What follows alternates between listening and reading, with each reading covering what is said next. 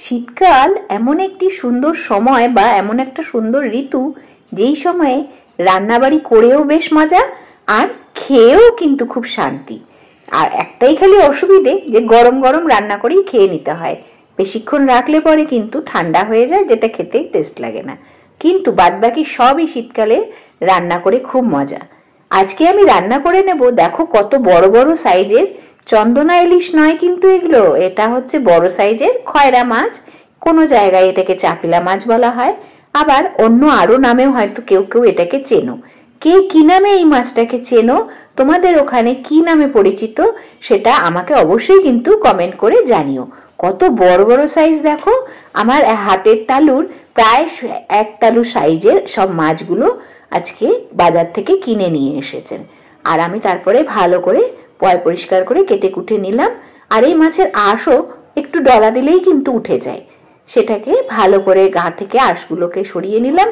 যেমন ছোট্ট ছোট্ট আঁশ থাকে, সেটা একটু ডলা দিলে পরে উঠে যায়। ধুয়ে নিয়ে ভালো করে হলুদ লবণ মাখিয়ে নিলাম আর ফ্রাই প্যানে এক এক করে হালকা এপিটোপিট ভেজে নিচ্ছি। এই মাছ কিন্তু খুব বেশি ভাজলে ভালো লাগে না, আর এই মাছের নানান রকমের রেসিপি রয়েছে। আজকে আমি যে রান্নাটা করেছি বাড়িতে সেটাই তোমাদের সাথে শেয়ার করছি। এই দেখো নিয়ে নিয়েছি একটা বেশ সুন্দর ষোলো বেগুন। এই বেগুন এরকম টাইপের রঙের বেগুনগুলো ভীষণ সুন্দর খেতে হয় আর খুব নরম, আর খুব তাড়াতাড়িও সেদ্ধও হয়ে যায়, ভাজাও হয়ে যায়। আর সেদ্ধও খুব ভালো লাগে এই বেগুন খেতে, জানো, শুধু সবজিতে নয়, যে কোনো কিছুর এই বেগুন ভালো লাগে। তবে পোড়া বেগুনের জন্য এটা অতটা ভালো নয়, বেগুন পোড়াতে হলে কালো বেগুনটা ঠিকঠাক। আর সব কিছুর জন্যই এই বেগুনটা খুব ভালো যায়, তাই আমি বেশিরভাগ সময় রান্নাতে এই বেগুনটা ইউজ করি। শীতকাল মানে একটু বেগুন দিয়ে রান্না করলে তো দারুণ লাগবে। তাই কেটে কুটে হলুদ লবণ মাখিয়ে একটু ভেজে তুলে রাখলাম মাছ ভাজার পর সেই তেলে। এবারে বেগুন তুলে যেটুকু তেল বাকি ছিল তার মধ্যে আর অল্প একটু তেল দিয়ে কালো জিরে কাঁচা লঙ্কা ফোড়ন দিয়ে দিলাম 2 চামচ আদা বাটা। আদা বাটা আর এর সাথে হলুদ, এই দিয়েই হলো মশলাটার আজকে রেডি করেছি। খুব কম মশলায়, কিন্তু ওই যে এই মাছটার মধ্যে ইলিশ মাছের মতন একটু গন্ধ রয়েছে, তাই জন্য বেগুন আর আদা দিয়ে এই মাছটা রান্না করলে কি যে সুস্বাদু হয়। আর শীতের দুপুরে বললে তো আর কোনো কথাই নেই। এমন সুন্দর টেস্টি খাবার কে কে পছন্দ করো অবশ্যই কিন্তু কমেন্ট করে জানিও।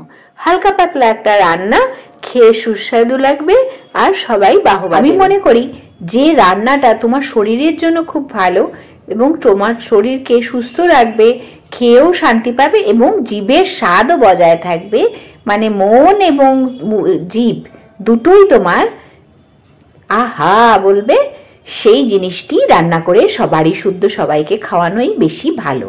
দীর্ঘদিন কিন্তু তেল মশলাযুক্ত খাবার খাওয়াটা ঠিক নয়, আবার তেল মশলা একেবারেই ছেড়ে দেওয়াটাও ঠিক নয়। যদি কখনো বাইরে খেতে যাও তখন আবার সেটা সহ্য হবে না শরীরে। তাই উভয়টাই প্রয়োজন, তবে যেদিন যেরকম প্রয়োজন সেদিন সেরকম বাড়ির মানুষদের তোমাকে রান্না করে খাওয়াতে হবে। আজ আমি এই হালকা পাতলা একটা বেগুন দিয়ে এই খয়রা মাছের ঝোলটা রান্না করে তোমাদের সাথে শেয়ার করছি। তোমরা কিন্তু অবশ্যই কমেন্ট করে জানিও যে আমার এই রান্নার ভিডিওটি তোমাদের কেমন লাগলো।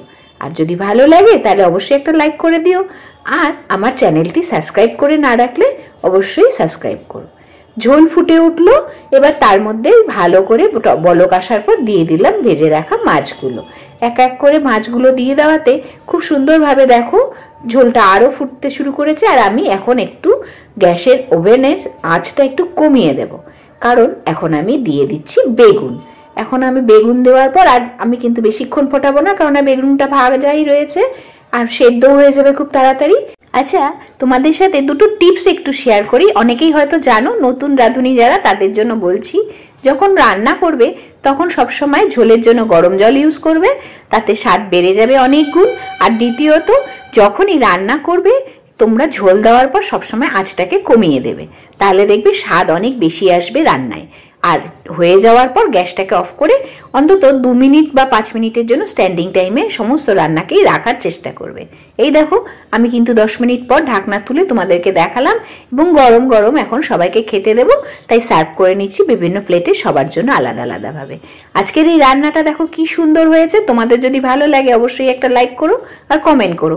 আর আমার প্রচুর প্রচুর এরকম সাবস্ক্রাইবার রয়েছে যারা আমার ফ্যামিলি মেম্বার, তারা কিন্তু আমাকে খুব অ্যাপ্রিসিয়েট করো বিভিন্ন ভিডিও দেখবার পর।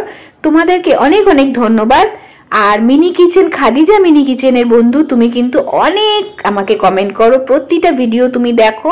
আরো অনেক বন্ধুরা রয়েছে, প্রতিদিন আমি সবার নাম করব, একদিনে তো সবার নাম মনে পড়ছে না, আমি লিখে রাখবো। আরো যারা আমাকে ভিডিওতে কমেন্ট করে আমাকে উৎসাহিত করো তাদেরকে। আজকের ভিডিওটা ভালো লাগলে অবশ্যই একটা লাইক করো।